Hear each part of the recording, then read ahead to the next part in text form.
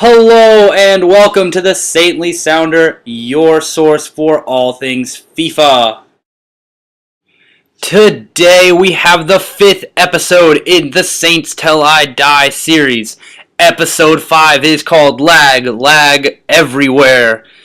And you might guess it, Johnny Depp is on the cover because Paulo Danny Osvaldo makes his very first appearance for our club. In case you forgot the rules, all players must be Southampton FC players, and all games must be played in one continuous Division 1 season. Only one major change from the squad that won last week, as Graziano Pella is replaced by Ricky Lambert. Now this squad isn't in-game because a clip got corrupted because there had already been so much lag by the time I decided to end clip 1 minute into the game. The 3 subs are in the lower left corner. Keep an eye on the danger man with the Italian flag. We will be getting back to him later. And the action starts almost immediately as Luke Shaw comes in to save the day there. It was gonna be a goal. Fraser Forster made an absolutely brilliant save that gets pushed wide. The shot gets deflected by Luke Shaw, saving the day. It remains 0-0.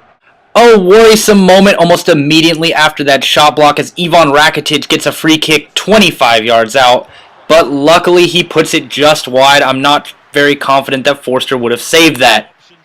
The input lag we were both experiencing definitely contributed to this game being really end-to-end. As you can see, Ricky Lambert finds Theo Walcott out wide, but I kind of make a meal of it as he goes sliding in very hard in the box, but no foul. And now watch the upper left corner as Victor Wanyama comes in and says, "Sit down." It was a hit so hard Roger Goodell doesn't want to do anything about it.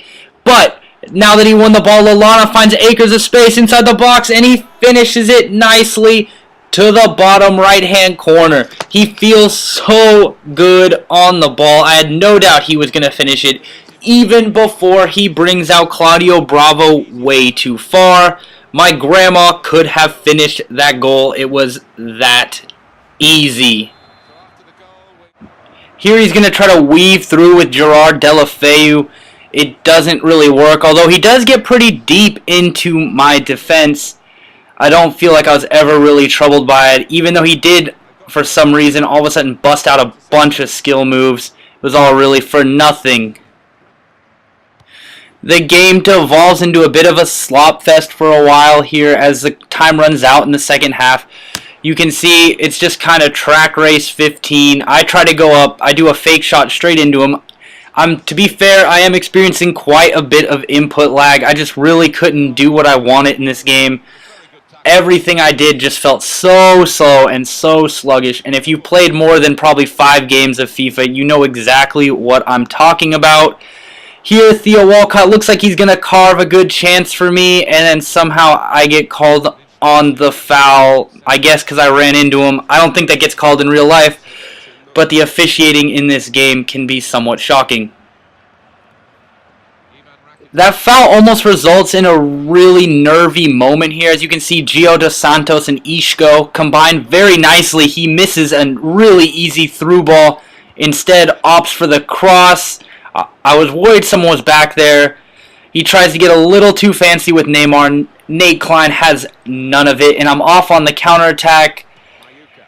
I see Adam Lallana, but he's just a little too slow, and we reach halftime 1-0. Another corrupted file would prevent me from recording the in-game match stats, but here's the most pertinent information. 52% possession for me, 2 shots on target to his 1. I passed at 74% while he passed at 78%. We'll now join the action back again in the 59th minute.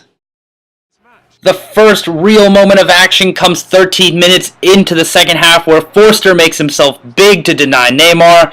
And then I just have a moment of madness at the back as I try to dribble out with Victor Wanyama for some reason.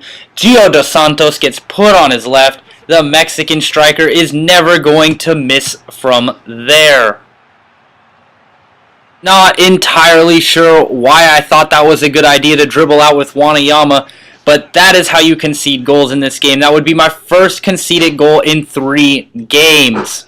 Just like the previous week, Theo Walcott for some reason drew the assignment of marking the tallest attacker on a corner kick, and I did end up conceding, although the file was corrupted. He ran up and down the field, gave me the full work, shushing, doing the two-handed arm swings. So I do make substitutions at that moment. I think it was in the 70th minute. I bring on Oxlade-Chamberlain at left mid. I don't trust Dusan Tadic to get it done right now. I also brought on Jay Rodriguez at his natural striker position, where he did net 15 goals last year in real life. And I also brought on Captain Jack Sparrow, Pablo Danny Osvaldo, the Southampton reject, who is probably most known for punching out Jose Font.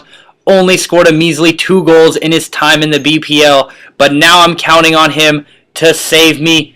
20 minutes left, our season on the line. That poorly recorded sound is Michael Bolton, and that signals that Pablo Danny Osvaldo has gotten the equalizer in the 72nd minute. He runs over that corner flag like it's Jose Font, gives it a good whack for good measure. Jay Rodriguez gets the assist, and since nothing in the last 20 minutes would change the outcome of this game, that means Osvaldo's goal has rescued our team.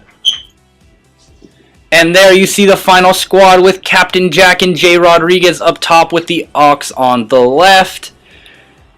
As you can see, we had 5 shots on target. My opponent had 3. He did score on 2 of them. We advanced to 5-1-1, keeping the championship hopes alive. Just a quick recap. There was lag everywhere, input, stuttery lag, everything. It was really hard to play. The guy was a complete douchebag doing all kinds of horrible things. I made 2 big mistakes, giving the ball up with Victor Wanayama in my own third, and leaving Theo Walcott to mark Sami Khedira. Captain Jack gets his goal, though. That's what made me most happy, and we also salvaged a point toward our championship run. If you found this interesting, or maybe heroic, or perhaps you even have something nice to say about Michael Bolton, like and subscribe, or comment down below. Follow at the Red Death 329. Until next time, thanks.